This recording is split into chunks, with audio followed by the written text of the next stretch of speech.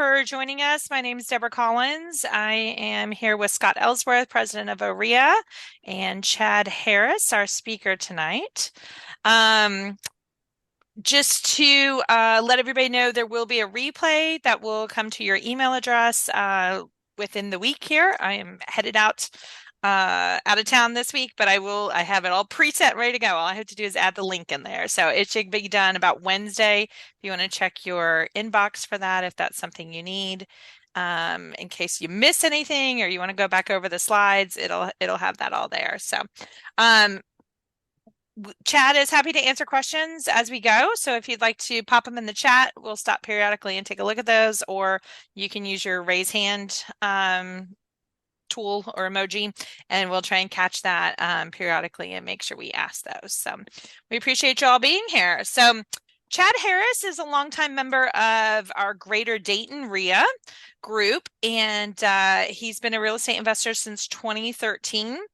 He had some experience in the nonprofit world raising private money and has since applied that experience into his real estate and investment career, and has managed to do all of his deals without ever using a bank for a purchase of a property. So I think that's a pretty outstanding badge of honor that he wears. I'm not sure how many others can do that. I know that's not me, but I am certainly looking forward to what he has to share with us tonight about where to find some private lenders, how to work with them, and what that can mean for your real estate business. So without further ado, Chad, if you want to take over and show us into this world you know so well. Of course. Yeah, thank you for the introduction, Deborah. Let me share my screen here and we'll get rolling. So, yeah, good to see everybody. So, and yeah, like Deborah said, if you I should be able to see the chat while we're going here. If you have a question, throw it in the chat. That'd be great. And if I can answer it at the time, I will. I've tried to pack as much information into this time as possible. So if it's going to come up later, or if it's better to answer it later, we'll come back to it. All right.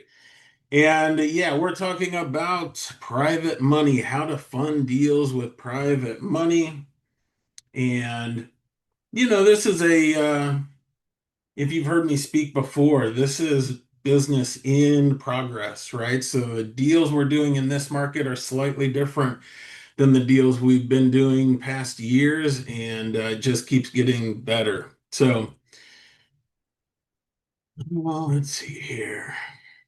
So the truth is, a lot of investors right now in this market are frustrated. They struggle to save money for down payments or the rehab or closing costs or you name it, as prices go up, prices for deals, prices for labor, prices for materials, just people are struggling to get access to the money. A lot of financing options are expensive, right? When we talk about especially short-term financing for purchasing a distressed property, we could be looking at 2 points, 4 points, and maybe 10% up to 14, 15%. And there's a lot of people putting a lot of effort in to building their real estate business, but not really seeing results because of those reasons. Too many people I talk to can't find good deals, can't find deals that cash flow. I'm primarily a buy and hold investor, and a lot of people just struggle with the numbers. They can't find deals that work, and they can't find flips where the numbers work. Now, that's the bad news, right? This is just who I talk to and what their frustrations are. The good news is that private money solves all of these frustrations. And when you understand, like tonight, I'm going to walk through how to get private money, the real private money, 6% to 8%, low interest rates, long-term loans. We'll go through the details. But once you get access to that money, it's kind of like a blue ocean strategy where there is so little competition from other investors. You find good deals, suddenly the numbers work, and you're able to make progress on your business. All right, and there is a lot of confusion about private money. So we're going to clarify exactly what we're talking about with private money tonight. All right. So in our time today, we're going to cover what exactly private money is, the real private money that we're talking about, who these lenders are. That's the question I always get. How do you find these lenders? Who are they? Where are they at? Why not only they lend us money, but why should we really use these lenders to do our deals? How is it beneficial to us? We'll share a couple deal examples, and we will wrap up the evening with the most common mistakes I see people making with private money, because there's a lot of people putting in effort, not seeing results, and they think it's because maybe private money doesn't work, but in actuality, they're usually doing one of these handful of mistakes. Does that sound good to anybody? Can you throw a thumbs up in the chat for me, just so I know you're still alive and you're tracking with me? Thumbs up, a fire, something, anything. Yeah, Steve's with me. All right, sounds good. Scott's with me. Great. So yeah, Deborah talked a little bit about my story. I started investing in 2013. I had been living out of the country, working in ministry. Hey, I like that one, Mary Lou. Thank you. And came back for the birth of my fourth son, or my fourth child, my youngest son. And when he was born, he had health issues and we couldn't return overseas. And so my job was ending. The house we lived in was provided by a church that supported us. We couldn't stay there. A car was provided by a supporter. And I just had to figure out a whole bunch of things financially really quickly. And if you've ever been in that scenario, that is not fun when you don't know how to pay the bills and make ends meet. And really, if I'm honest, the bigger thing that was eating at me at that time was that my other three kids, I felt like I hadn't really been providing for them well. And I felt like they deserved more.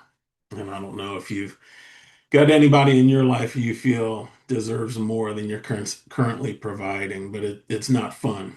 So that's when I decided to be a buy and hold investor. Went out and I started talking to people, telling people what I was going to do.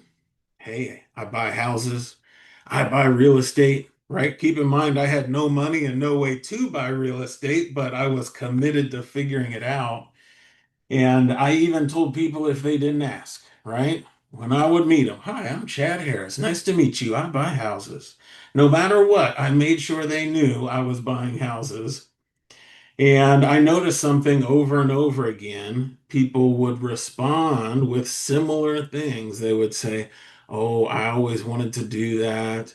I almost bought a rental a few years ago. I wish I had. The prices have gone up. I love watching those shows on HGTV, right?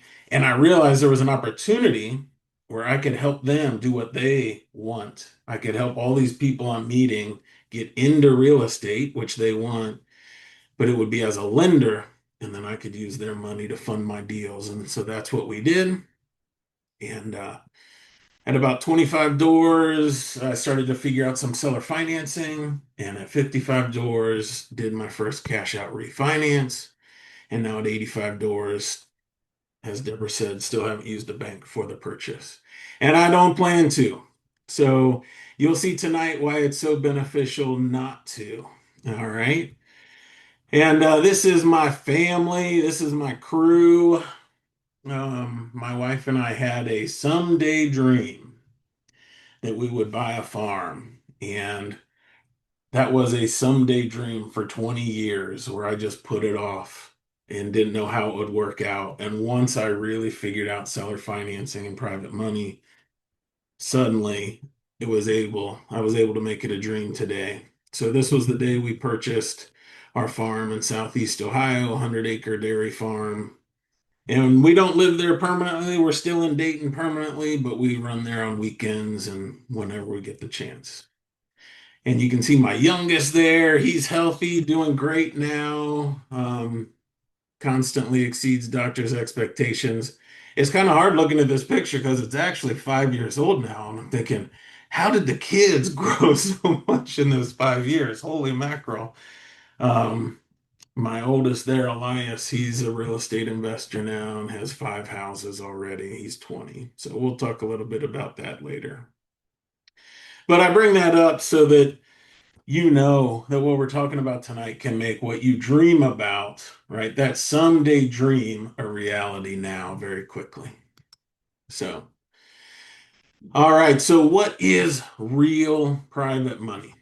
And kind of the reason for this clarification is because when we're in the RIA meetings or on the meetings on Friday, we can get access to private money, right?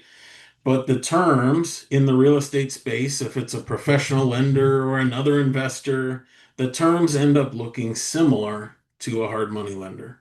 So you end up with points, you end up with interest rates maybe in the 10 to 14 range, which is fine, which is good, right? Our number one priority should be doing the deal. And so if we need to use that money, we should do that. It's beneficial to everybody. But if we put in some extra work to find real private money, then the terms are much different. The qualifications are much different. The whole relationship changes and it unlocks a whole lot of potential. So, the private money that we're talking about, or that I'm talking about today, it can be short term or it can be long term. So, my standard is a 10-year note. Usually it's lower rates, interest rates. And my standard and my student standard is 6%. We'll go up to 8%. And the reason for that is our target lenders, which we'll talk about, equate the rate of return to the risk involved in the investment. And so I'll never forget the first lender I was pitching to, and I thought I had to pay 10% for them to want to lend me money. And then I had this other deal where I was offering 8%. And I tried to incentivize the 8%. And this is a very sophisticated investor. And he said, 10% sounds risky. Let's go with 8.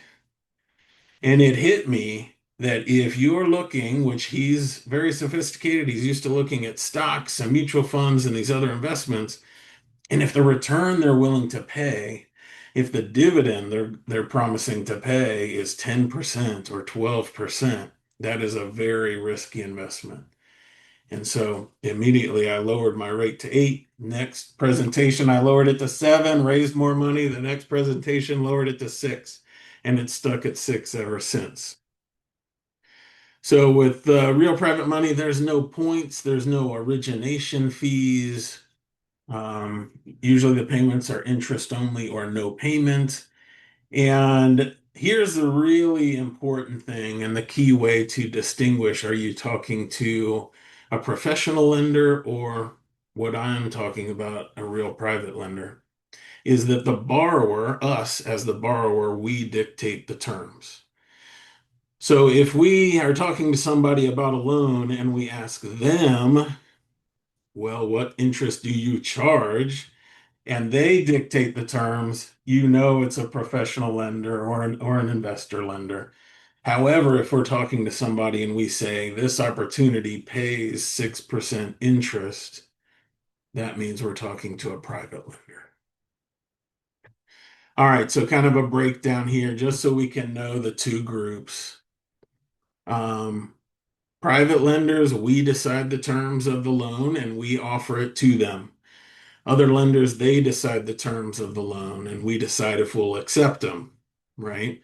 Private lenders have no closing costs, no origination fees, no points. It's just interest on their money. Other lenders tend to have origination fees or points. Documents with private lenders, we provide the documents because this is a new opportunity for the people we're talking to. Other lenders, they have their documents, they have it all nailed down. The approval process with a private lender is just a conversation. All right, so it is just two people talking, whether that's at a table in a coffee shop or a table in the kitchen or over the phone or Zoom or whatever. It's just a conversation and coming to terms before it's finalized in the documents. With other lenders, it can be long and difficult. And one thing that I love is with working with private lenders, we structure the deal so we reduce risk for everybody. Because I believe that I'm in business with my private lenders, right? They succeed when I succeed, vice versa. And usually with other lenders, the risk is put on the borrower and tried to stack on the borrower. And I like the model much better where we reduce risk for everybody. So that's kind of the difference between the two. Usually with a private lender, they don't know they can be a lender in real estate. We're introducing that idea to them. All right, so who are these private lenders? And really, the key is if we understand who they are, where to find them, right? They're not some super rare bird out in the wild. We don't need binoculars and a 3-day trek to find them. They're very common. But if we understand who they are, where they are, what they want, and that's important, what they want, not what we want, and we understand how we can serve them, then they will lend us money, right? Naturally, if what we're offering fits exactly what they want.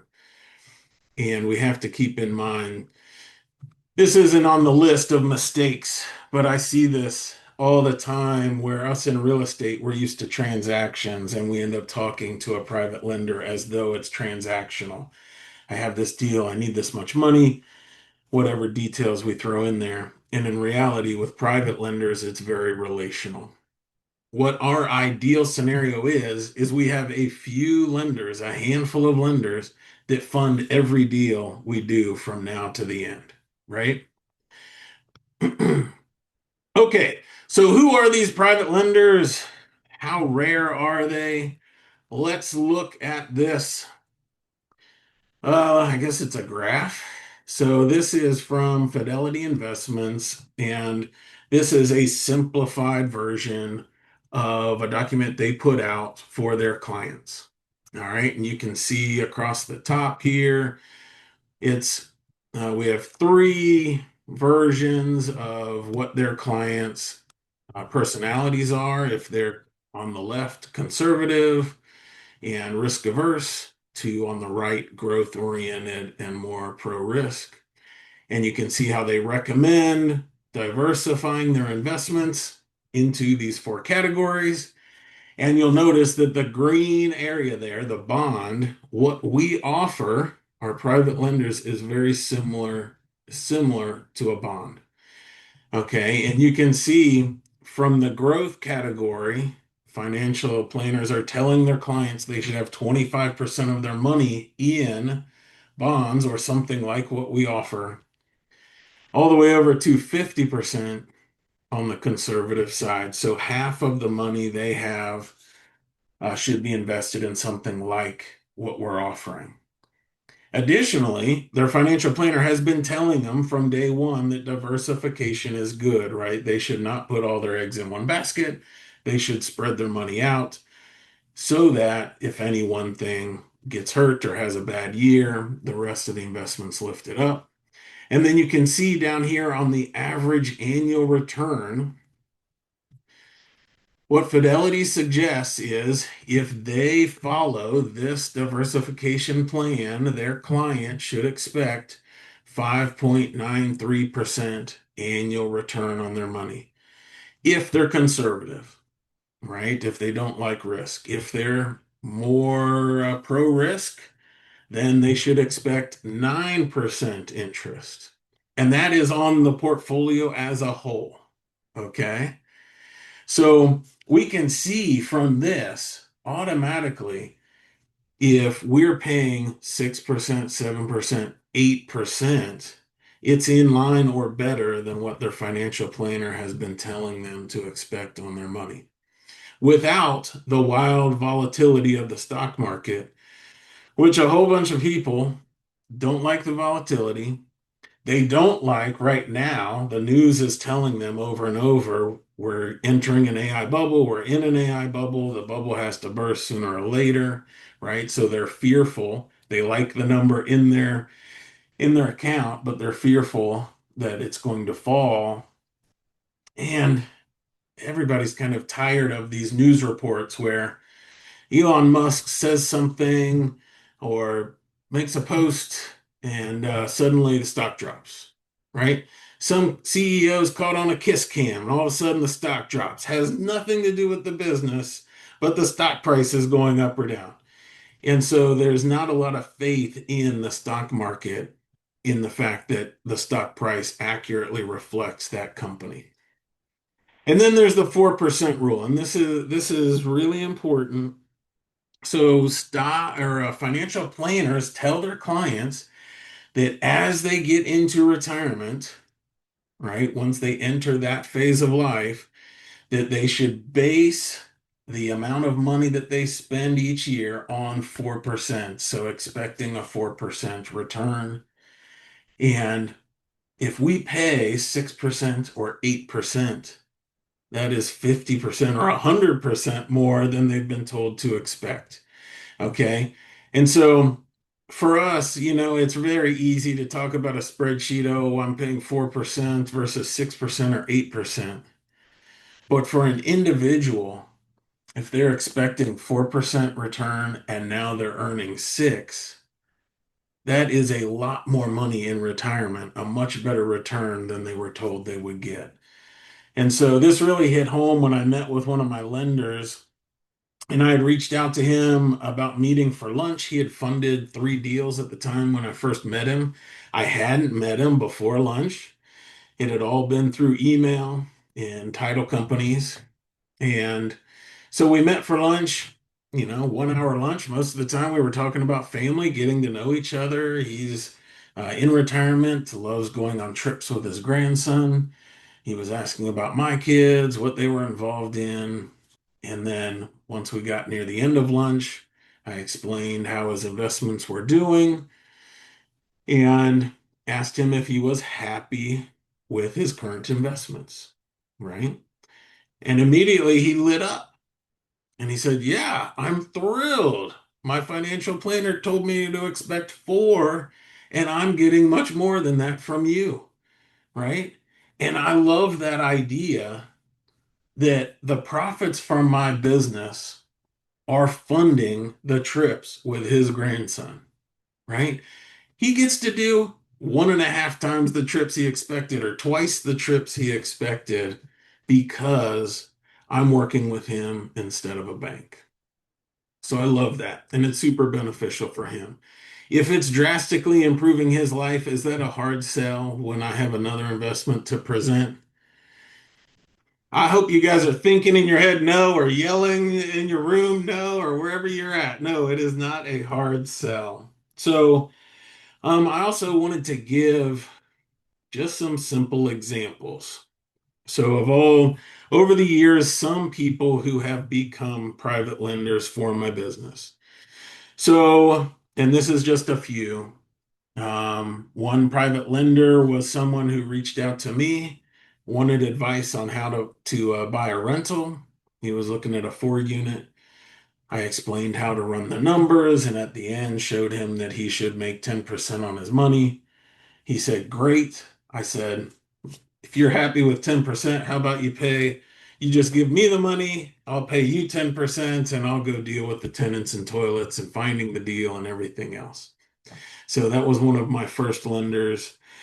We've got retired business owners as lenders. Retired, I don't know what you would say. I guess high level employees in a company, just people who have earned money well and are now looking for a return on their money, very simply. A friend whose wife had quit her job and stays at home with the kids now. And so she had a 401k from that previous job. A family member who had switched jobs and had a 401k. He had no idea, 401k with the past job, had no idea what it was invested in, right? And I explained how he could roll that over into a self-directed IRA and he could lend the money to my business. And then kind of one of the flyers was one of my contractors. You know, if you've ever been on the job site and you're talking to your contractors and they ask, "How does all this work? How are you buying all these houses?" And you explain it to him. I did that, and he said, "You know, my mother-in-law has money and she wants a return on it." And so she became one of our lenders. So there is no one specific spot. I have just found that it's anybody who is used to looking at investments, they're looking at a return on their money, they understand investments, they like the idea of real estate, and I would say additionally, they care about the community, right? We present our business that we fix up beat up houses, we provide quality housing to great families, and I want lenders who share that same mission for what our business does in the community. So those are just some examples. Hopefully that helps y'all. Did that help? Can anybody give me a thumbs up or a yes in the chat or something? All right, Deborah's with me, Scott's with me, Ashlyn's with me. All right. I appreciate it, gang. Doug, thank you. And then additionally, how many lenders do you need? I think I mentioned this earlier. Thank you, Mary Lou. That a lot of people, when they start looking at raising money or initiating a relationship with a private lender, they think I'm going to need all these lenders and it's going to be a lot of work and extra work in the business. But in reality, you end up doing some work on the front end to meet them initially, but then they just lend you money over and over and over again. And so when I started raising money, I had a lot of private lenders. I probably had 20 at my peak. Now we're down to maybe 8 lenders who just lend on everything. So you don't need to have that many lenders. All right. Thank you, Sean. Thank you, Rob. I appreciate you guys. All right. So why do these lenders lend money to us? So they lend us money because it benefits them, right? Our business we have to know what their needs are, what they're looking for, and then our business has to serve those needs. So it's not about what we want, what we need, what we desire. It's all about what they're looking for. All right. So these are the 5 major benefits. And these are important. If you're taking notes, make sure you write them down. Make sure you commit them to heart. Because when you meet somebody who could potentially lend you money, you want to be able to explain why it's beneficial to them, right? So you want to be able to bring it up. Remember, this is a new idea to them. They didn't know they could be a lender in real estate. They don't really know how it benefits them. So you have to do a little bit of educational piece.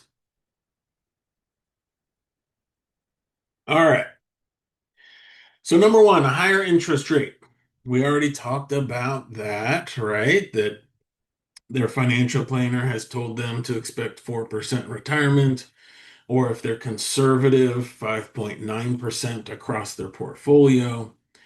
And so we are willing to pay them more than they expect to get elsewhere, especially for just a portion of their total assets, right? We're just helping them diversify. It's an investment secured by real estate. So the value of their investment is not going to drop based on a kiss cam or something in the news or a crazy comment or anything like that, right? It is actually backed by real estate and monthly income. So for a lot of potential lenders, if they're looking for monthly income to live off of in retirement, that is hard to get from the stock market. Usually they're looking at how much money are they pulling out of their investments and essentially eating their principal. And so we can provide monthly income. And if they live off the interest, then they know that their principal is secure. Good question, Sam, there on the differentiation. I answered that at the beginning. I'll answer it again at the end for you. The fourth major benefit is diversifying their investments, right? Their financial planner's been telling them this is a good thing. And so, and especially if their money is in a retirement account, then usually that retirement account has limited choices in what it can be invested in. And so we can help them roll that into a self-directed account that's not a taxable event, doesn't affect their account in any way, but it does allow them more choice in what they invest in, and so they can lend that money to us. And it's a super easy way for them to invest in real estate. They can tell their friends on the golf course, right, that they're now investing in real estate or wherever they hang out. Maybe it's not the golf course. I can't remember the last time I was on a golf course, but wherever they're hanging out, they can tell their friends they're now in real estate. And so I would argue you shouldn't be shy, or too often people say, well, I just don't feel confident talking to people and telling them that they could be a lender in my business. We should be bold because the reality is that there are these five huge benefits to all of these people that we interact with all the time. And they're looking for this, right? They're worried they don't have enough money saved for retirement. They haven't been putting enough aside, and we can give them a higher rate than they expect to get. The investment secured by real estate, they can get monthly income, diversification, all kinds of good things for them. So we should be bold in telling people that they can be a private lender in our business. All right. So I would argue that you guys, however many people we got on here right now, I can't see, you all are rock stars. All right. If you think about what you do, if you haven't done your first deal, the deal you're talking about doing, the deal you're planning to do, there are people all around you that would love to be a part of it, right? They wish they could do those deals, but they never will. It's the rare few that actually will do the deal. And so, in their eyes, you are doing amazing things. All right, so go ahead and declare it for me. Go ahead. You can yell it out. You can throw it in the chat, whatever you want. Say, I am a rock star, or I am whatever you want to throw in there. Help me out here. All right. Good, good, good. At least Deborah's a rock star. Doug, all right. Steve, yes, great. I love it. Ozzy, Ashlyn, good. All right. Now we have enough for a band, so that's Yeah, good. man, we're ready now. We are ready. Roy, your question, that will definitely come at the end. Okay, I'm glad to answer that. That's a perfect question we all have to address. How do we make it so that we express our credibility for sure? So, all right, here's the other question. Why on earth do we use private money? Okay. Is it worth all the extra effort, I guess? And I would argue that number one, it's just nice sharing the profits with people you know instead of a bank. Dang, Steve, that's getting fancy there now. Wow, I'm impressed. Um, and we're helping all these people. But you'll see that there's really a ton of benefits to us in the deals we can do, the profit we're going to make, how fast we can scale. And yes, it is less effort than working with a bank. That is for sure. All right, so when you start working with real private money, it's the fastest way to close our deals, right? I can get funding within a day. It's the easiest way to close deals because it's relationship based. Once you've built that relationship with the lender, you have a new deal, you offer them that new deal or new opportunity, and you don't have to provide credibility. You don't have to provide a lot of information. They know you, trust you, understand the process. It's the cheapest way to fund deals.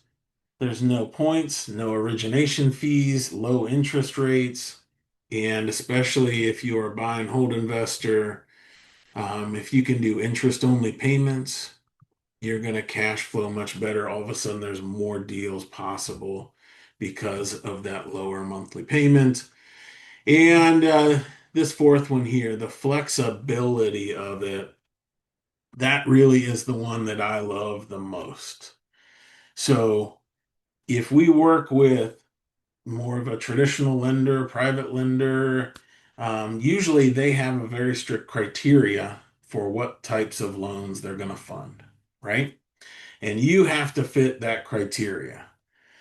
Well, with private money, you can structure the deal a whole bunch of different ways, especially depending on the situation you're in or the way the deal works out. And I'll share some of those deals here as we go. And I don't think I mentioned at the beginning. One deal, there's a new kind of deal I just started doing this year that I really like. And I couldn't do it with anything but private money. All right. Okay. All right. So let's look at this just for a second. Just a real simple consideration. If we're doing a deal where the value is $200,000 and we're getting a loan for $140,000, so that's 70% of the value. If we have, in this instance, if we have a rental and we're trying to figure out if we can make the numbers work, if we compare an 8% 30-year amortized mortgage to a 6% interest only mortgage on a 10-year note, so we have plenty of time to do whatever we want with that mortgage. The first 8% over 30 years amortized is 1,027 a month.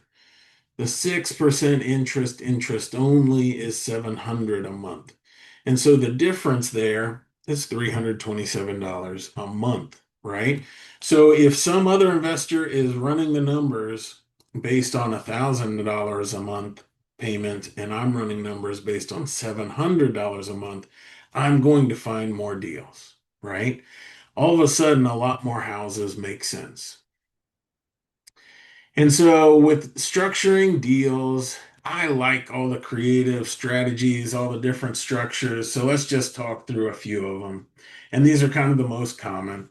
So, obviously, private money is great for doing flips, right? It's short term, it's a short term loan, which makes it very easy, not hard at all to raise.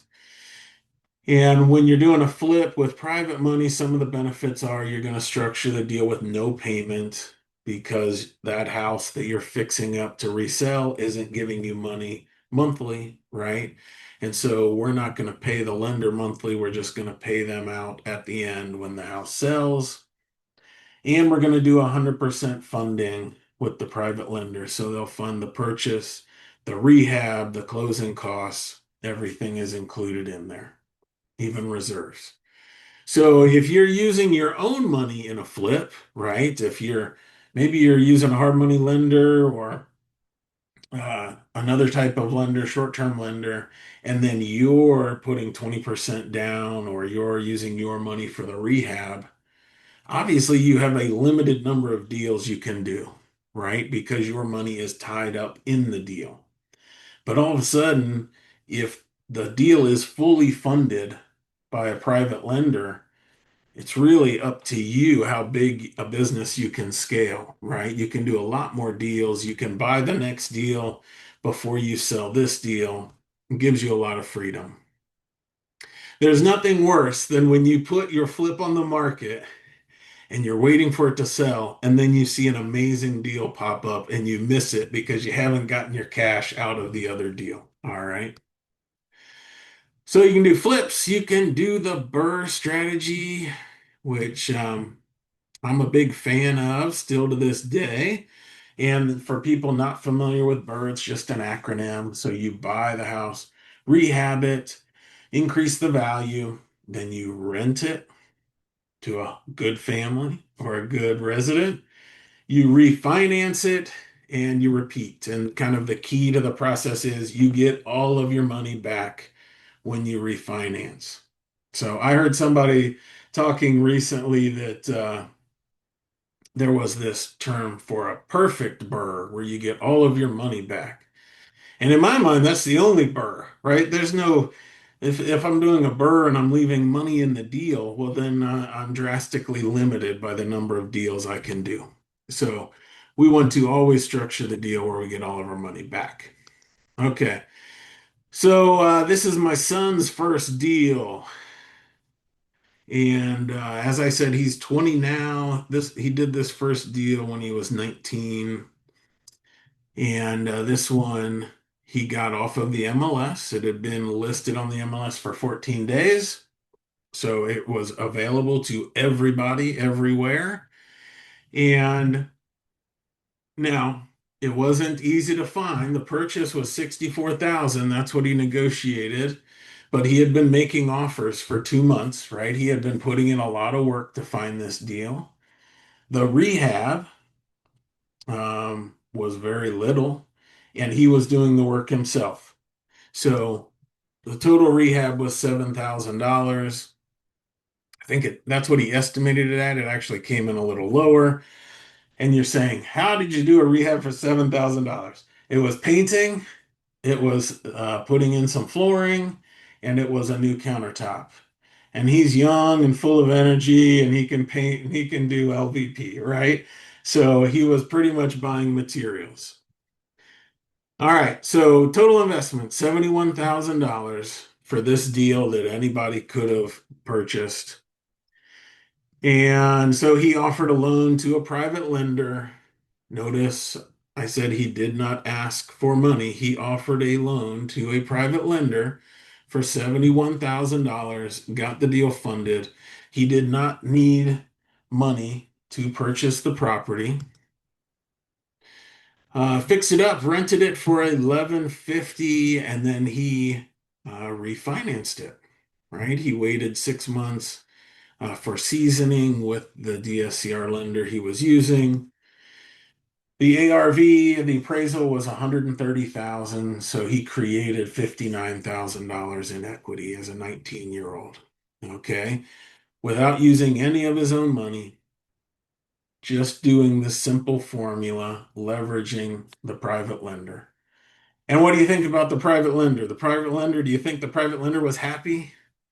Right? They funded the deal. They got paid the return that they expected. They helped this young guy get started in business. They improved the neighborhood, fixing up a house, right? The lender was thrilled. And so he'll be able to use that lender over and over again. All right, so that's one structure. Another structure is the slow burr. And slow burr, this is what a lot of my clients are doing. I've done a lot of these deals.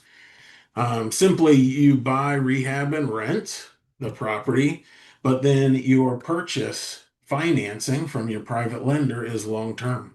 So you don't have to refinance right away. And so you can leave that for 2 years, 5 years, right? You can benefit from the cash flow of that 6% interest only payment. And the whole time you're owning it, the rents are going up, the values are going up. And then when you're ready, whether rates drop or whatever changes, and you want to refinance, then you can refinance and recycle the money. So it gives you a lot more freedom on the timing of when you refinance, as well as giving you a lot more cash flow on the front end because of the cheap money.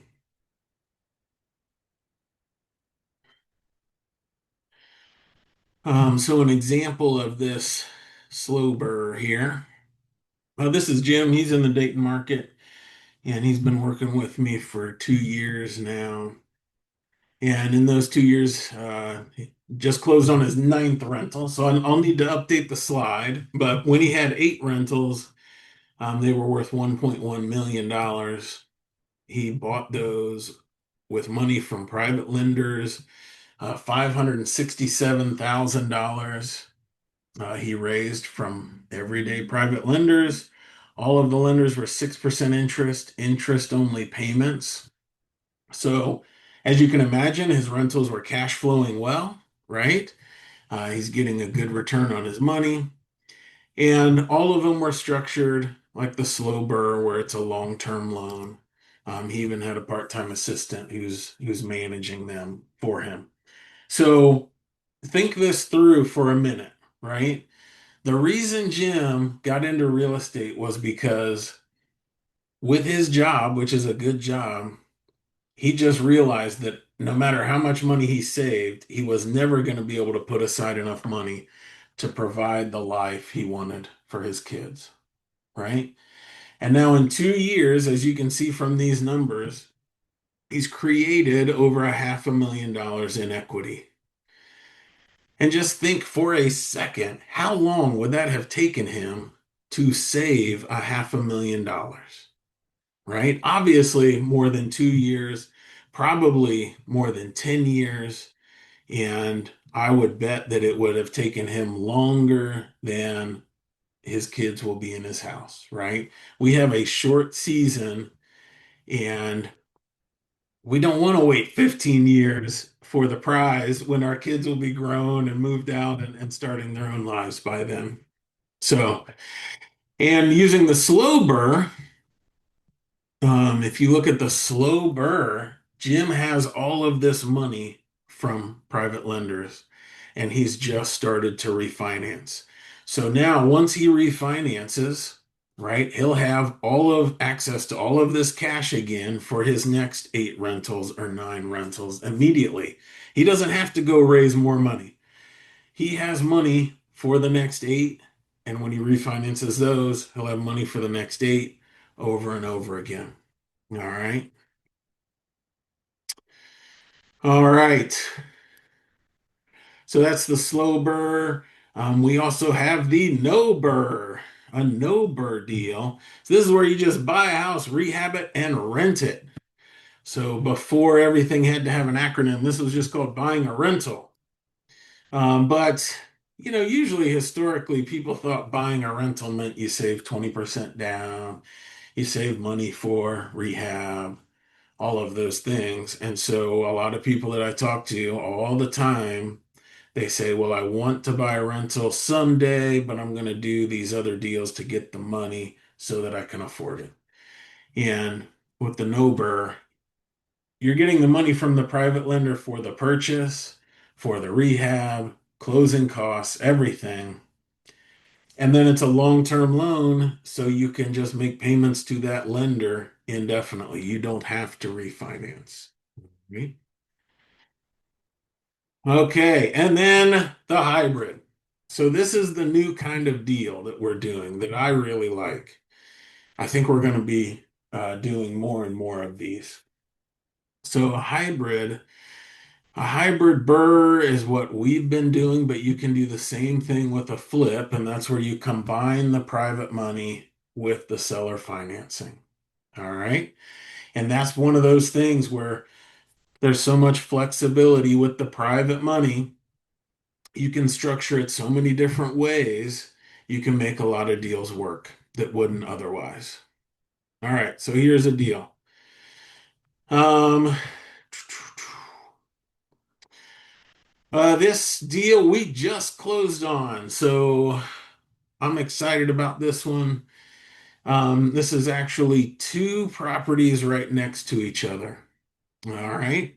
And we found out about the deal because oddly, I was talking to one of my lenders and they use this contractor for repairs on their home. And in talking to the lender said, "Oh, this contractor was trying to buy these 2 houses. He couldn't come up with the money. Maybe you should reach out to the owner and see if they're available."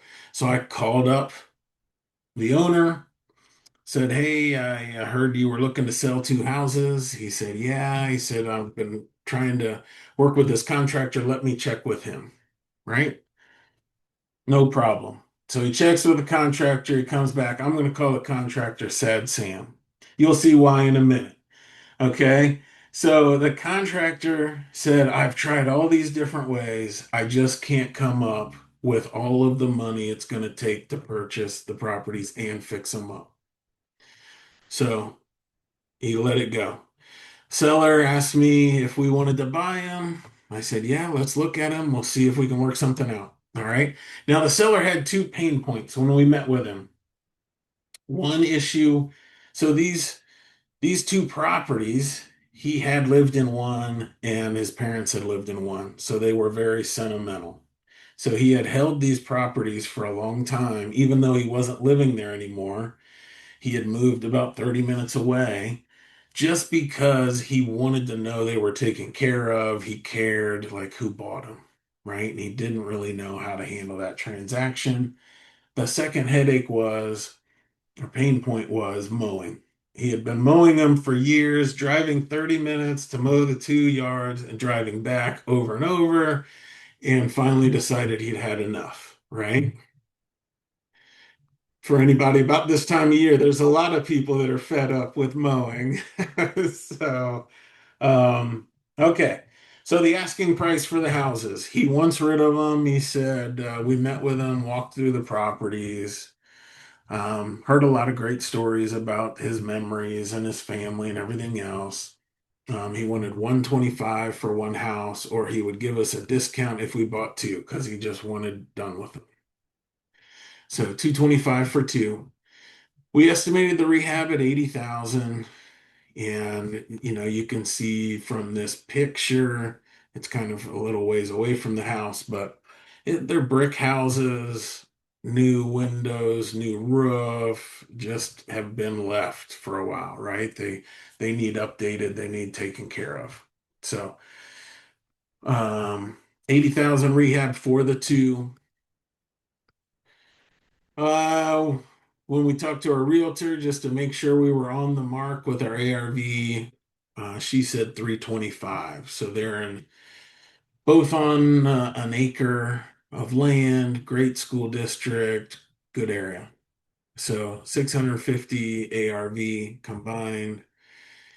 And so that lender who I was talking to and who ended up referring me to the seller in that same conversation said, hey, if you have other deals coming up, I have $100,000 I'd like to invest. All right, good deal. I'm always ready to invest more money for our lenders. So they said they had $100,000. So after all of these conversations, we met with the lender. We offered them their full price, 225, didn't negotiate their price at all. Okay. Super easy, right? How many lenders, when you say, I think your price is fair, I'll pay your price, they're thrilled. They're almost relieved, right? So we offered 20,000 down at closing and then the remainder of their full asking price in 12 months.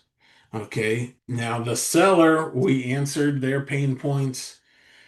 They know we're going to take care of the properties, right? We proved our credibility, and they don't have to mow the grass ever again. We will now mow it, or our lawn crew will mow it, and they got their full asking price.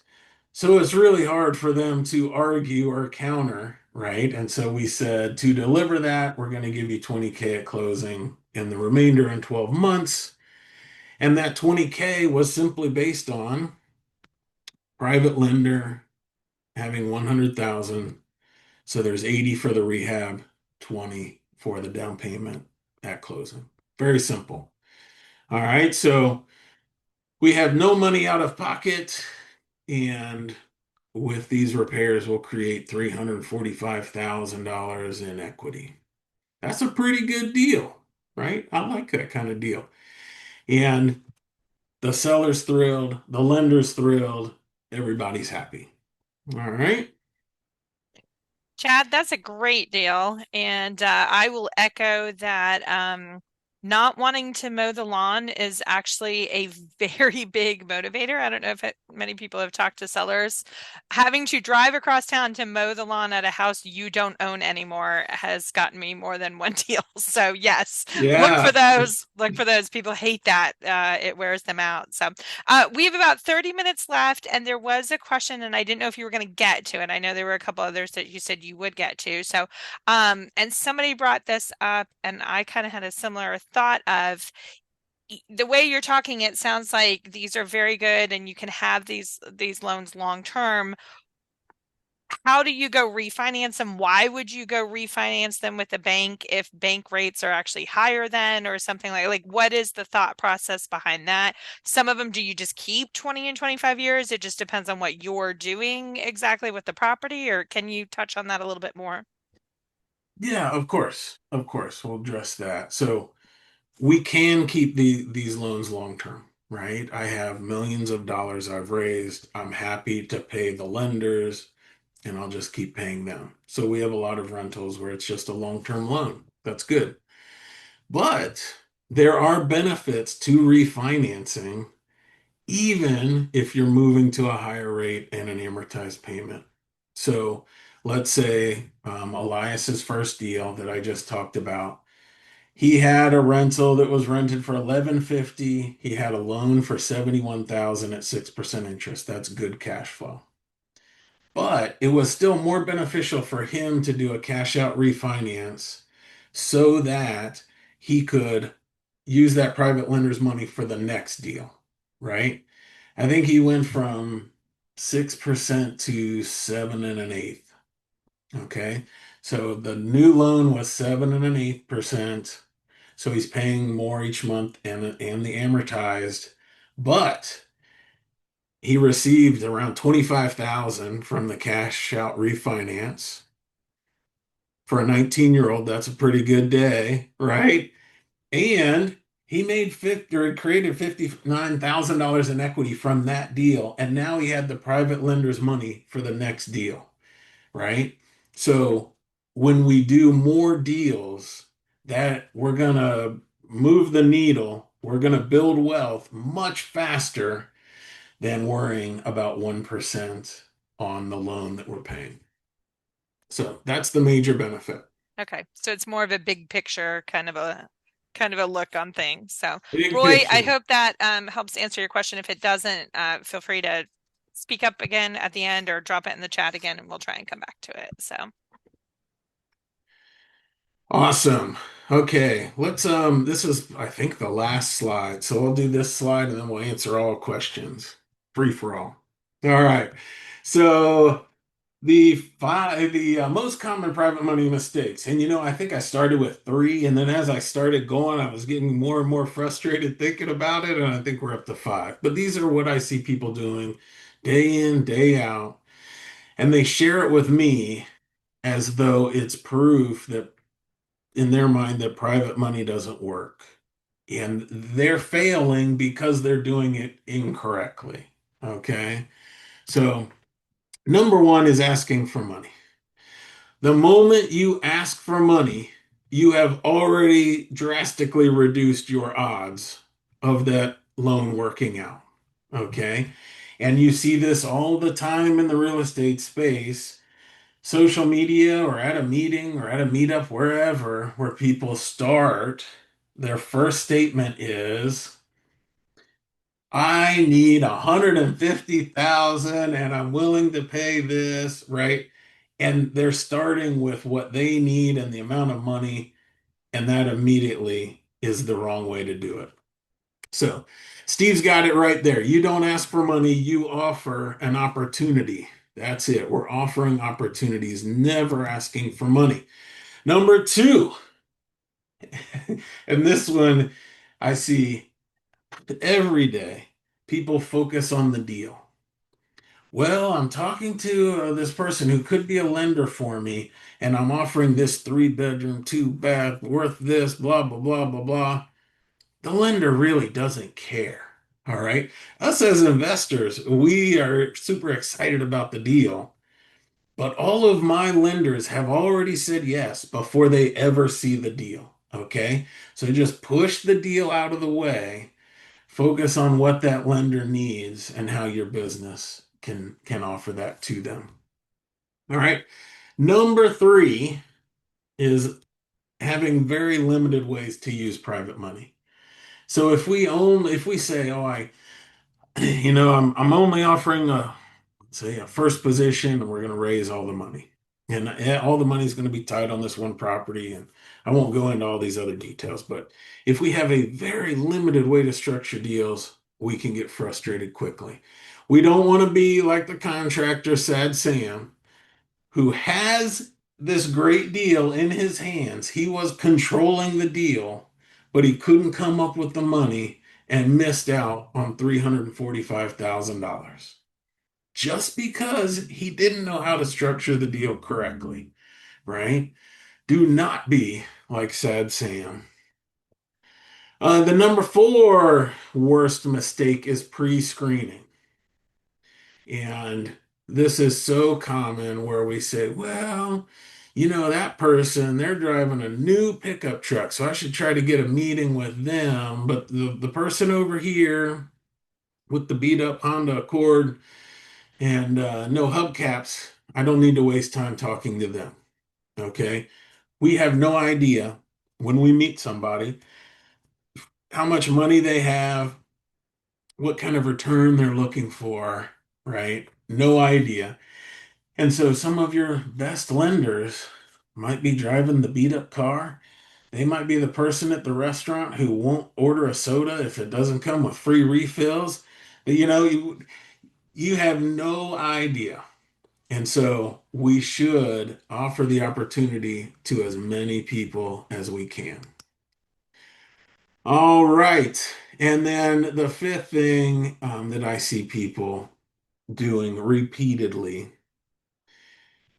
and this makes me laugh too, because there is obvious proof in my life, in my clients' lives, in so many other investors' lives that counter what these limiting false beliefs are. But yet people tend to hold on to those false beliefs. Number one, I don't know the right people. Well, maybe this works for some people, but I just don't know the right people. All right. And that is 100% pre-screening. And everyone I have ever worked with, when they follow the steps of how to share the opportunity, all right, they have found people in their circle who are good lenders. So there is no way until we initiate that conversation the right way to know who will be the good lender and who won't.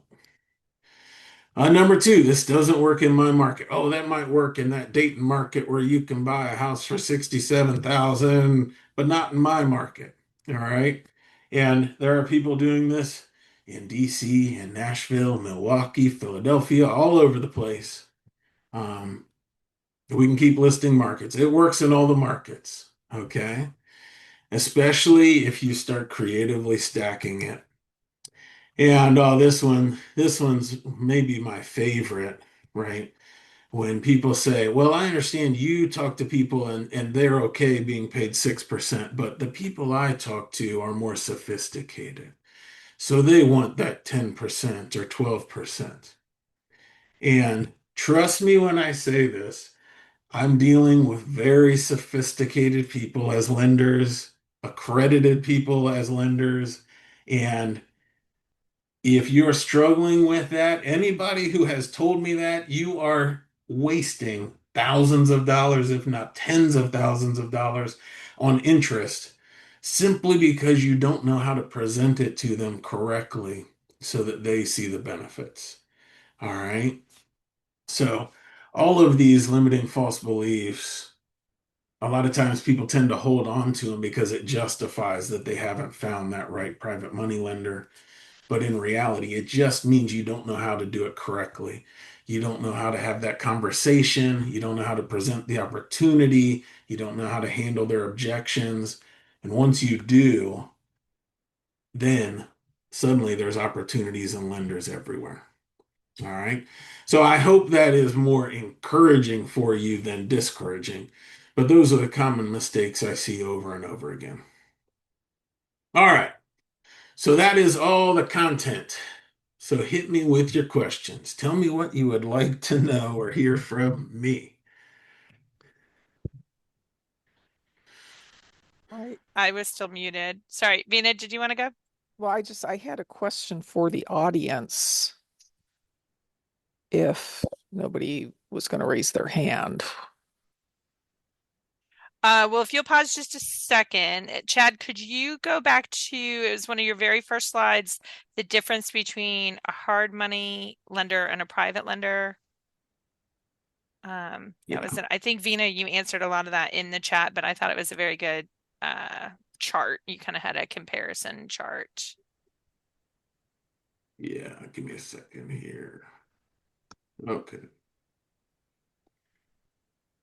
I think this was the slide you're talking about. There we go. Yeah. Yeah. Here we go. So I think Sam, you were asking about this. Hopefully this kind of helps you understand a little bit of a difference. It seems like with private lenders, the investor, is kind of driving that conversation a little bit better. Chad, do you want to Yeah. talk about this again real quick? Yep, yep. We'll review it real quick. Well, So private his lenders, question was about private lenders versus hard money lenders specifically. Oh, okay. okay. So with a hard money lender, they're going to do everything on the left column with other lenders. So they decide the terms of the loan. You just decide whether you accept their terms or not. They usually have origination fees and points, so expenses for closing the loan. They provide the documents, the approval process. You have to prove your credibility, and then they have this process that could or could not be very long. And they put all of the risk, or tend to put the risk on you as the borrower, where with a true private lender, they don't know generally in the beginning that they can be a lender in real estate. We're presenting this new opportunity to them. We decide the terms, so we offer them an opportunity at where they can earn 6% or 7% or 8%. There's no origination fees, no points. They just get a return on their money. We provide the documents because that's not something they're set up for as a business. The approval process is just a conversation. So we're going to explain how this opportunity works, why we're credible, how it benefits them, and then set up the actual closing with the title company or attorney using all the documents that'll be recorded. And then we're going to structure the deal so that we reduce risk for everybody instead of trying to put the risk on one party or another, which I like because I want the business to be beneficial for the private lender and myself. And if you've ever signed documents with a bank or hard money lender in the instance of this question, right? Everything you sign is basically saying if anything goes wrong, it's on you. It's on you, the borrower. You're going to have this hardship come and this hardship and this hardship. And I like it much better where we're going to structure the deal so bad things don't happen to anybody. That's a better scenario, right? How about we both win instead of trying to pin a loss on somebody else? Did that help, Sam? Hopefully, if it was Sam. Yeah. Did that answer the question? He says yes. Great. All right. Thank you. Good, good. Okay, so you guys know how to raise your hand on Zoom, right? To ask him questions. Um, I have a question for the audience. That was very funny, Steve. So you started I going was like actually just this. seeing if it would react to my. Yeah, yeah. Stop being a boomer. There's a react button. The question I have for the audience is how many of you would say that you understand private borrowing and you're doing deals, but there's still something stopping you, like you're just not getting the amount of private money that you want. I guess if you fall into that category, put me in the chat because I'm curious about how many of those kinds of folks there are who it's not that you don't know what private lending is. It's not that you don't have a mortgage and a note, or like you would know where to go to an attorney in your state to get a mortgage and a note. It it's not that you're not doing deals and maybe you're even trying to get private money, but like it's just not happening to the extent that you would like it to happen. Okay, so we got Pear, Rebecca, Susie, Leonardo.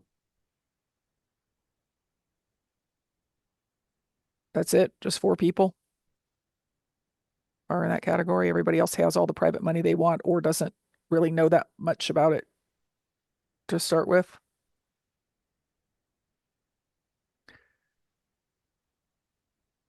Looks like Okay. 70 other people are good to go. I know. Sounds like they're all doing good. Oh, now they're chiming in. Well, I don't know much about it is a perfectly acceptable. Like I don't know how to ask for private money because I don't really know what it is. That's a whole different thing. That's a whole different level. Yeah. Um, Chad, last year at the summit, you offered a $797 3-day, like, let me teach you what private money is. Does that still exist? Yes, definitely. Yeah. So if they went to the National Real Estate Summit.com and went to the bookstore and ordered that, even though it says it was in December of last year, they could still get it. Correct. Yeah. So if you buy through the bookstore, you'll get access to the course on private money, how to structure your deals, how to talk to lenders, everything. And then the next 3-day event is in September, where we'll go through that process together. Okay, so if you're saying I just don't even know what it is, Chad's got an option for that.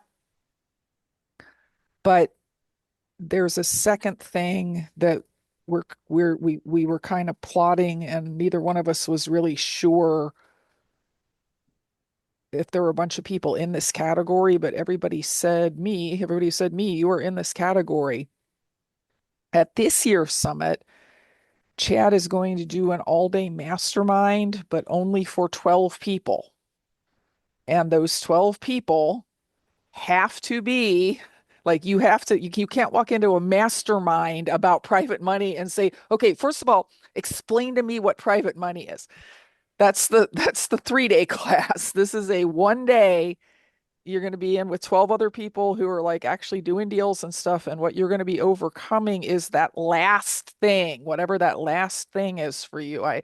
I know what it is. I know how to get the documents. I am in fact doing deals. I just need to sit down for 8 hours and talk about how do I like here's what I'm presenting. Tell me how to do it better. Or here's the people I'm presenting to. Tell me how to do it better. Or here are the organizations and places I go. Like, what would you do in those places to get more private money? So it's like it's a level up from the here's what private lending thing is. It's going to be $597. Only 12 people can come because it is a mastermind. It's not Chad's going to sit in front of the class and, be a talking head. So I'm going to put the link in, and that mastermind is Saturday, right, Chad? Correct. Yeah. The event is Thursday, Friday, Saturday, Sunday, November 5th through 9th. Chad's all day is going to be on the Saturday. So I will grab the link and put it in the chat. But obviously, this is the first time, other than Chad and I talking about it, that anybody has heard anything about it. So obviously, it's going to fill up pretty fast. So if you're like me and I just need that one little push, spend the day with a bunch of active investors and Chad, and I promise you, you're going to walk out of there with a zillion new ideas because everybody else's problem is going to be something that you're like, oh, yeah, that helps me too. I think Scott has a Yeah. question. Yeah, Chad. So I got a question. When we talk about, trying to make it less risky for not putting all the risk on you and some of it on them, or less risky for everybody, are you also personally guaranteeing these notes? So the notes are by the documents are non-recourse. So I'm not personally guaranteeing them, and you can use them, people can use them in an IRA. But the relationship I have with that lender is that no matter what, they will be paid. So even though that's the document, we're structuring it so that there's plenty of profit each month. We're structuring it so that it's a low loan to value, so there's security in the equity in the house, and we're structuring it on the relationship that this will be paid. So, and this comes up all the time. That's a perfect question, Scott, because this comes up all the time when people say, well, how do you answer the question, what will happen if, right? If the lender will ask, what happens if you don't pay me, right? What happens if you don't make a payment? And most people will say, well, the document says you can initiate a foreclosure and then you'll need to find an attorney and you can foreclose on the property and get the property. And now that's risky for the private lender because they don't know how to initiate a foreclosure. Sounds exhausting.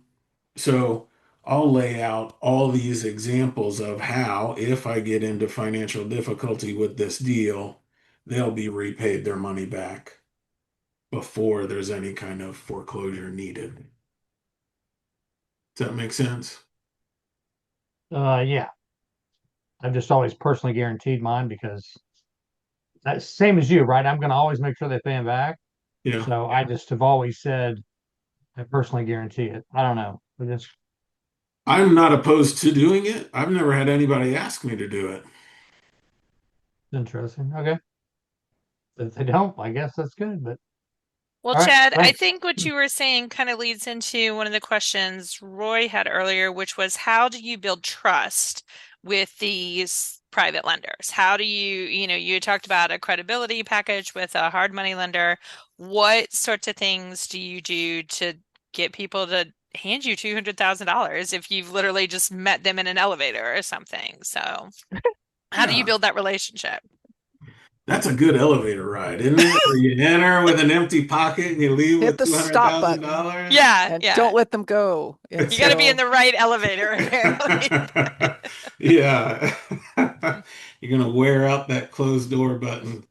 Um, so a lot of these things come down to how you explain the opportunity to that lender, right? So the question is, how do you prove credibility? And a lot of times, especially newer investors, they think they have to demonstrate credibility in their own career in real estate. And how do you demonstrate it without experience? And really, what that lender wants to know is how can I be certain that you're going to pay me, right? That you're going to do what you say you're going to do. And if that's the question, we can prove that in a whole number of areas, right? I have a lifetime of doing what I say I'm going to do. I work with other people who can help me vet the deal, can make sure that I'm not making a bad decision, right? If I'm newer into real estate. So do you have anything in your life where you have demonstrated you're a responsible person and you do what you say you're going to do, whether that's in real estate or otherwise, right? Do you have other people that you talk to who know you're that type of person that you do what you say you're going to do, or are you working with someone who is helping with the process and providing maybe that technical skill that you don't have? So there's a whole bunch of ways to make sure they know you're the kind of person who does what you say you're going to do. Because really, that's the number one question in their mind. Not just does do, but can do. I mean, there's an important underlying foundation that we all know, but hasn't been said out loud yet, which is you got to know what you're doing with the piece of real estate. Yeah.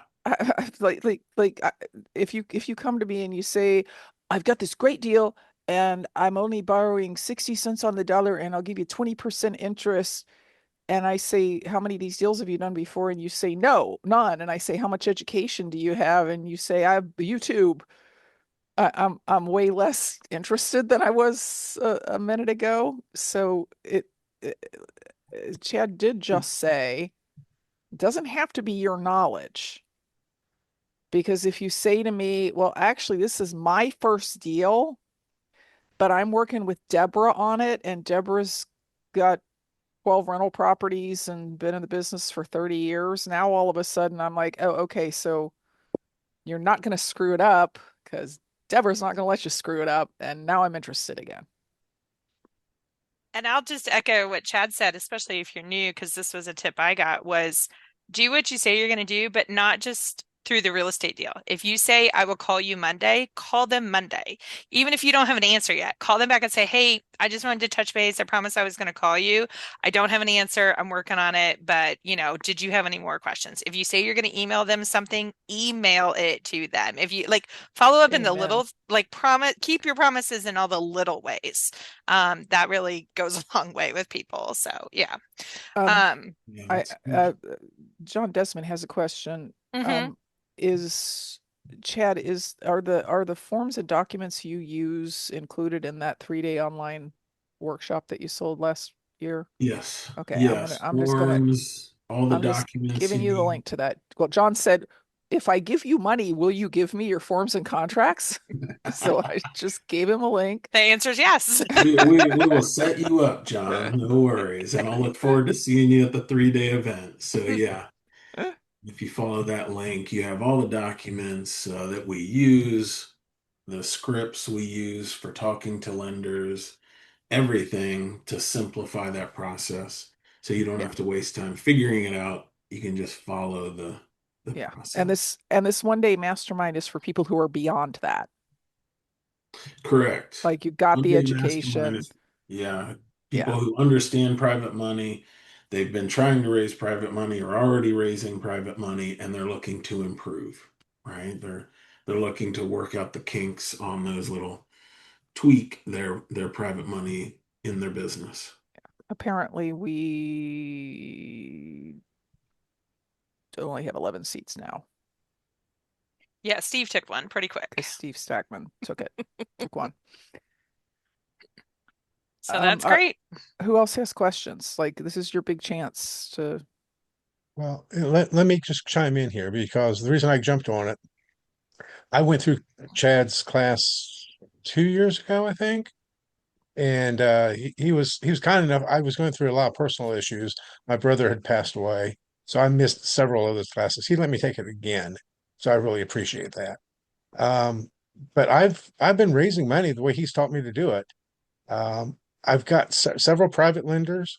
I've got three or four more that I can't seem to get over the hump, and that's why I want 8 hours with him to get me over the hump with these three or four others. And so that's the value. If you haven't been to his first class, you need to sign up for it. I don't make anything from any of this. I'm just telling you, this has helped me. Sign up for his class. Take it this September, you said, Chad, Correct. Yeah. September. and sign up for this other one because I don't know what it is, but if it's 8 hours with Chad talking about private money, it's worth $600. I'll be quiet. You guys know what a mastermind is, right? Okay, so here's what a mastermind is. Uh, you got 8 hours, you got a max of 12 people.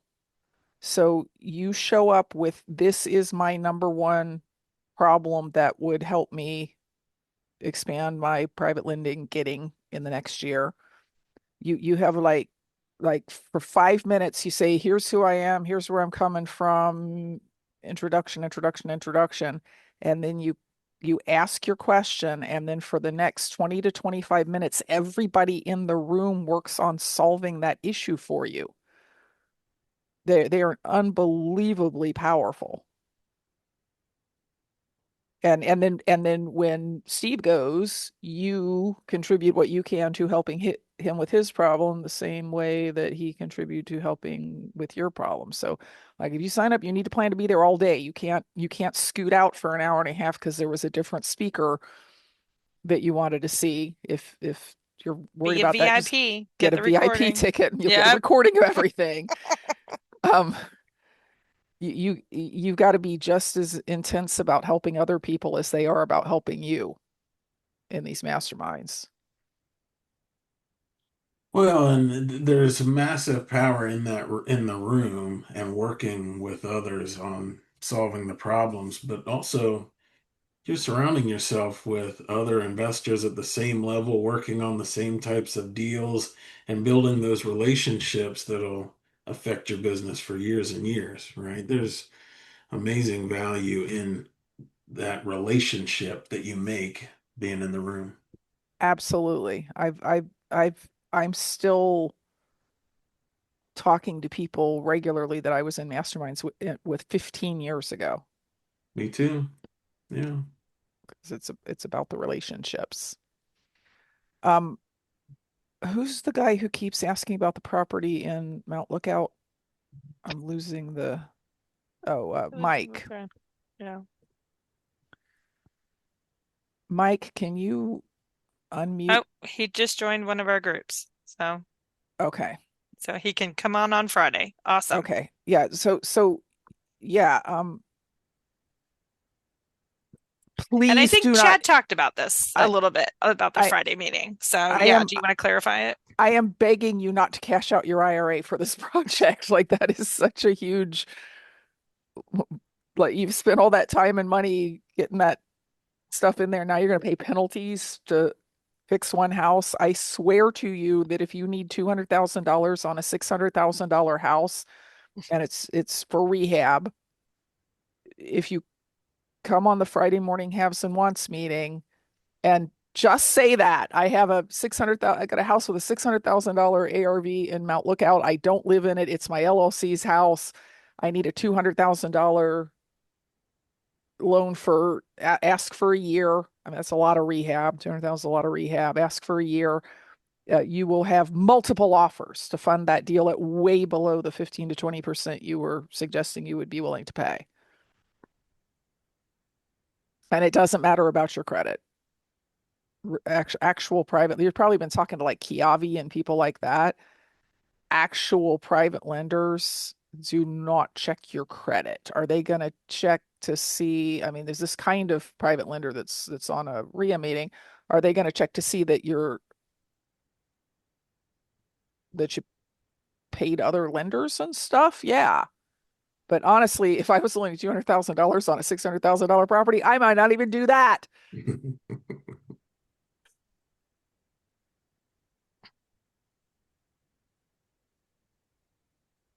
Okay, who else has questions? Surely you came here because you needed to know something from Chad.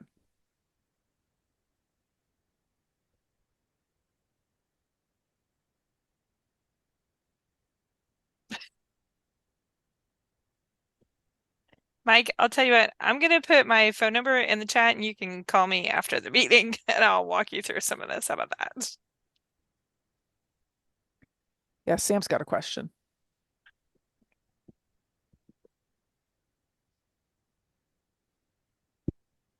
Sam, you're unmuted, but we still can't hear you. Hey, thank you. Thank you, All right. Chad. Just a small question, let's say you got the money and you got the private lender and it's been a year, but you can't pay for that 1 or 2 months because of the rents are down or some issue or nobody's renting the property. What are the terms you agree upon? Like if you can't or if you have this situation, what are the usually terms like you do? Like you say like, okay, I just pay the minimum or something, or how does it work? Okay, so you're asking you have a 12-month note with a private lender and you get into the note and you can't make a payment and you need to extend the note. Is that correct? Was that? Yes. Let's say like after 6 months and you can't pay because, but that's just 2 months or 3 months you can't pay because nobody's rented, somebody left or something happened. How do you, what are your terms, like you standard terms you have? Well, I don't have standard terms for when I'm not able to pay. So, number one, there should be a plan before that, right? In reserve. So you should pre-plan what's going to happen with this house when it's not rented for a couple of months and avoid that situation on the front end. If you're already in the situation, right, you can't jump back. You'd love to jump back a year ahead. If you're already in that situation, then you need to talk to your lender and see how you can make it right. And that may be that you're going to pay them more in the future. That maybe you're going to sell another asset to make the payment and make them right. Or it may be that you need to commit to selling that property, right? You've committed to pay them. In my mind, you should not, if you're actually in this situation, then you shouldn't be on this call. You should be out there hustling, getting the money to pay them, right? That should be your top concern right now and doing whatever it takes to make that right. Are you in that situation, Sam? No, Uh, no, I'm just trying to figure out just what are the terms, like let's say even if you have hard money or bank loan, what are the people do or how do you frame it beforehand in preparation? Well, okay. Number one is the scenario here is it's a rental, right? Correct. Okay. Number one, if the rental is not going to produce enough income to keep reserves for exactly that kind of, not only did it stay vacant longer than I thought, which a lot of rentals are right now, but also I had to do a bigger turnover than I thought. It, if you bought it right in the first place, it should have had enough income to put aside reserves for that. If it turns out that it didn't, you can't make your problem your private lender's problem. Correct. What I would do in that scenario is I would this is going to sound like a giant advertisement for the Friday morning haves and wants meetings. I would get on the Friday morning haves and wants meetings and I would say I am coming up $10,000 short on a rental, and the reason is it took me 3 months to find a great tenant, and also the prior tenant left me with $5,000 worth of damages I wasn't expecting. So I need an equity partner who will help me get through this time in return for owning part of my property. And if it were a good deal, if somebody could put up $10,000 and get 20,000 in equity or something, somebody would take that. I would not make it my private lender's problem. At the same time, there are kinds of private loans that don't actually call for payments every month. Like, for instance, what's called an equity participation loan that doesn't carry a regular payment. It literally says, when I make money, you get half of it, or something like that. That's a fairly complicated type of loan, and it's not one I would want to explain to a private lender that I met in an elevator. That's one that I would do with, somebody who is a real estate investor and fairly sophisticated, but those things do exist. Thank you so much.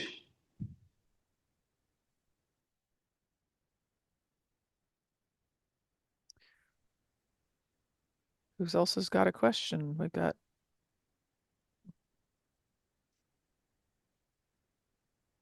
one of the biggest experts in the country on building a rental portfolio on cheaper, longer term private money. Well, Chad, I'll ask a quick question. All of these, you speak to these people we call I think Steve just called them civilians, and are trying to borrow money. Earlier, you talked about making sure they roll over into a self-directed IRA.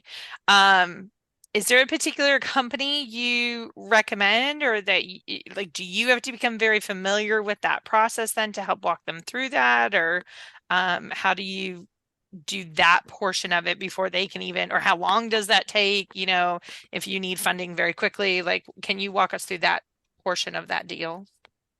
Yeah, of course. So yeah, I mean, I don't have one company that I recommend. We've used multiple companies. There is a very large, reliable company in Ohio that a lot of people use, right? Equity Trust. Um, but we've used many different companies or custodians. And yeah, I take the process and I learn the process for whatever company we're working with, and I walk the lender through that so that they don't have to figure it out, right? We're trying to make this as simple as possible for our lenders, or as pain-free as possible. So I'm going to walk them through the process. Generally, it's very quick to set up the account. It can take time for the funds to actually roll over and fund the account so that they're accessible or the client is able to lend it to us, right? So I always recommend that you get the money, you get access to the money first before you get the deal. So if you go out and you talk to a lender and you explain the opportunity and they're on board and they say, yeah, I'm able to lend whatever it is, $200,000, right?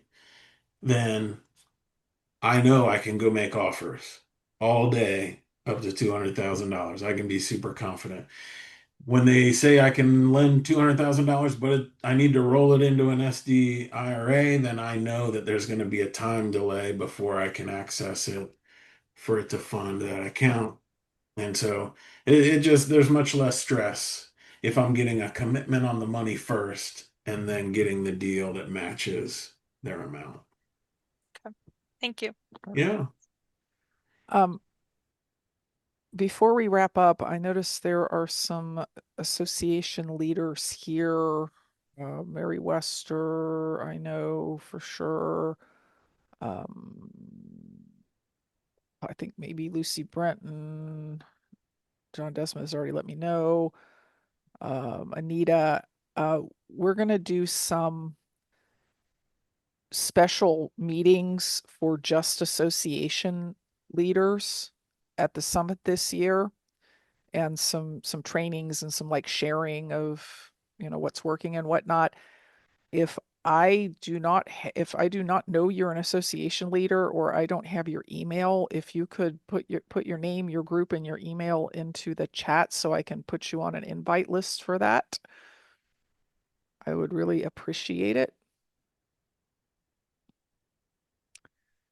And also, if you haven't signed up for the summit yet, you can still do that for $247.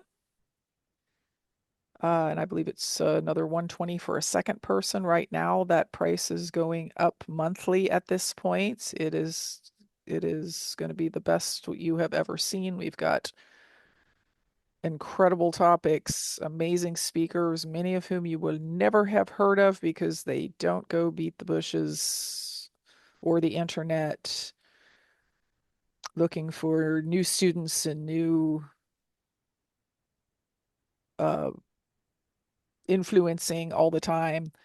This is like the industry event for independent real estate investors, and it only comes once a year. So sign up for it. It's nationalreisummit.com. Also, if you're interested in business systems, if you're interested in like how do I make my business a little less chaotic and a little more systematized and maybe even get some people in there to help me so it don't go crazy all the time. That is our topic next month at this Sunday night sit down. Our guest will be Mr. Bob Dressman, who is the most systematized SOB I know. He literally has like 4 different real estate related businesses going, and he literally vacations like, I don't know, 12 weeks a year or something. So he runs them without even being here. So we look forward to seeing you at that as well. Anything else going on OREA wise that we need to talk about, Scott, Deborah? I think we're good for now. The legislators are all on a break, and it'll be I like a it when they're on a crazy break.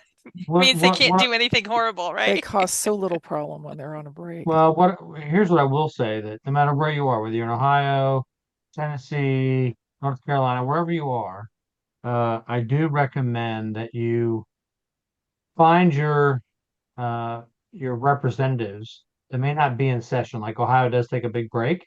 Most of the states, I imagine they do the same thing because they're all wait 6 months out of the year they campaign, proclaim to campaign, but that's what it is. So but they're in their home districts. They're not at the state capitol. They're right there. You need to go, and even if you just introduce yourself, I'm not because actually the best time to create a relationship is when there's not something you're asking for, because then they get to know you. They get to know what your experience is. They can use you as a resource. So you need to do this. Real estate investors, you cannot just say, this isn't my issue, or somebody else is going to handle it, because these are your issues. And if you're not going to handle it, who is? So it's just so important that you build those relationships, so that you can talk to them and they know you. They can say, yes, Scott, what do you have? I said, well, this thing you're doing is just, you guys are Looney Tunes. You're smoking crack or what? Because this is just does not work. Is that how you build relationships? That's exactly how You've already Scott got the talks to relationship. legislators. No, no, you've already got the relationship. Yeah, you don't do that moving coming in. That's why I'm saying build a relationship. Go have breakfast, go have coffee, whatever it is. Build a relationship so that I'm not going to say you're going to be best of buds, but I think you just need to have that relationship so that they know if there's a real estate item that comes up in the legislature, who are they going to call? They're going to call you because they know you're the expert and you can help guide them and hopefully steer them in the right direction. So, Yeah. And wherever Good you point. are in the country, watch for emails from OREA because we're starting to dip our toe into some national level stuff. And we're, I guess, spending next week talking to some congressmen who have proposed to um, make it so we can sell up to 24 houses a year on owner financing without having to have mortgage licenses or get RMLOs. And that would be humongous if we could make that happen. But we have to get a grip on what it is they need. They might need testimony. They might need you to call your congressman and say, hey, can you co-sponsor this bill? We're not sure what they need yet, but when we find out, we're going to send it to everybody. And that's federal level. So All okay. right. Well, Chad, thank you very much for your time and expertise tonight. Everybody, thank you for joining us. I did put in the chat. I'll make sure the replay is sent out by Wednesday afternoon. So if you don't see that there, feel free to reach out to me, or it will be uploaded onto our YouTube channel. You can see all of our past Sunday sit down videos on there if you've missed any. They're up there. It's just at Ohio REI is our handle, so you can find it there. So all right, also when in September, if you're asking about our Sunday sit down, it's always the third Sunday. If you're asking about Chad's event, Chad, do you want to say He's those asking about dates one Chad's more I would time? have to check the calendar. You just Okay. can. I I'll tell you what, Chad, if you can. want to send me those dates, I'll include it in the email that I send out to everybody, There we and go. we can put it in there, so you guys will have Sounds that. good. All right, you all have a Appreciate wonderful y'all. evening. Thank you all. Yeah. everybody. Bye.